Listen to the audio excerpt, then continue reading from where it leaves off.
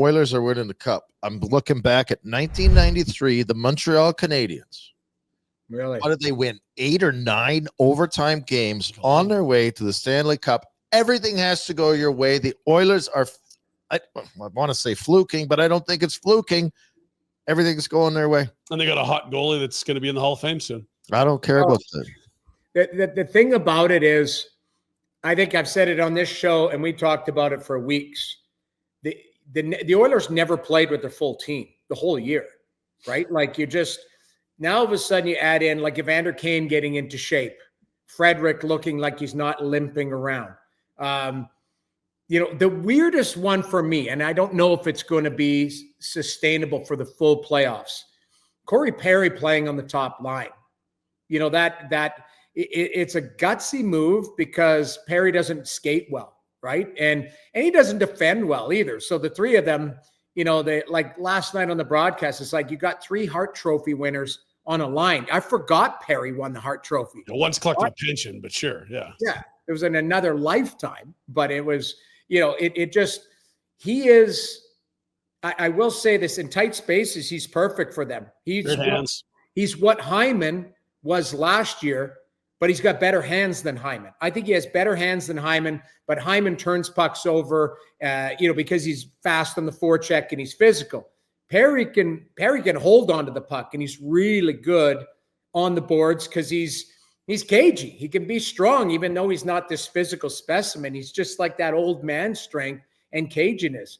But There's then, more than, yeah, sir, go ahead. No, I was just going to say what that does is that frees up a second line. Now you've got Draisaitl that can play there, and then all of a sudden that third line seems to be kicking and clicking, and Connor Brown looks reinvigorated. Like the one thing, I know he scored a highlight reel goal.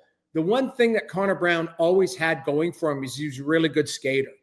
And then, coming back off that ACL surgery, last year it took him forever to get his legs back. He got him back in the playoffs. He was a big part of the penalty kill, chipped in a goal here or there. He's got the legs back, and people forget, yes, playing with McDavid and Erie, he was a high-scoring player. He was a talented guy. He just found his role at the NHL level, which is farther down in the 6 to 12 spot.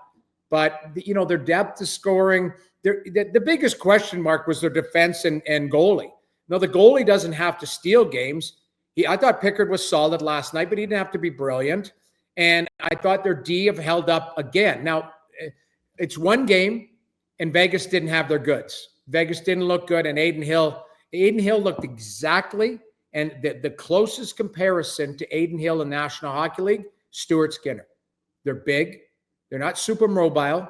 They just they get hit by the puck. I think they battle hard in the net, but Hill is a goaltender that works to stop pucks.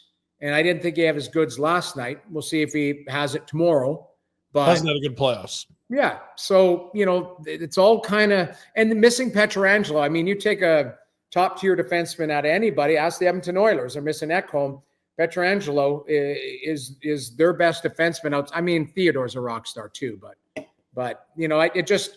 I think the Oilers that's the best game I've seen them play, and it didn't start well either because I thought, oh my God, that top line and Corey Perry flapping around there on the ice is. But that's why I don't want to talk about the Oilers anymore. But that's why in my head, the light dawned. It's like, how many times have they been down and out of it? There's something too about, because with Vegas, they did what LA did a number of times in round one, which is just take their foot off the pedal altogether. They had one shot or whatever in the second period. Yeah. You cannot do that against most teams, let alone that team, that with a power play or just a bounce, they're going to capitalize. They're opportunistic. I don't know what's happening. We keep saying, is it human nature? Is it coaching?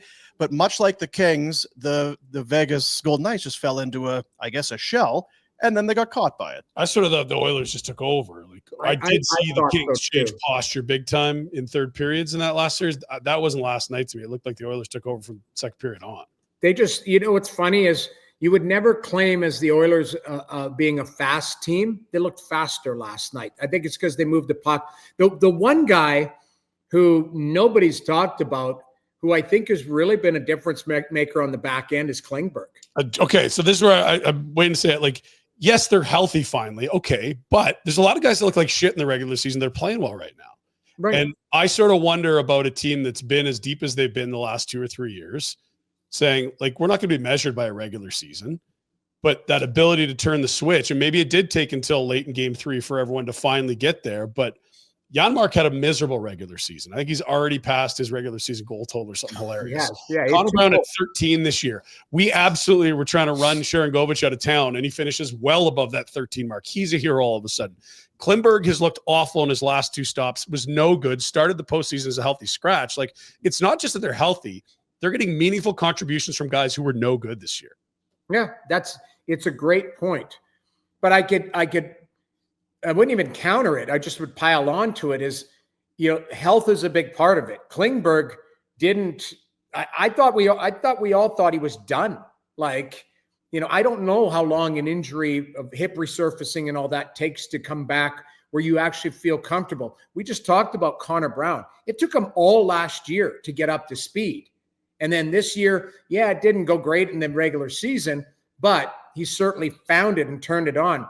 The one thing that doesn't go from players who are talented is the hands. And that's what Klingberg has. Mm-hmm. He doesn't have speed, but he's cagey. He makes plays. Like last night, you could see was it the Perry goal?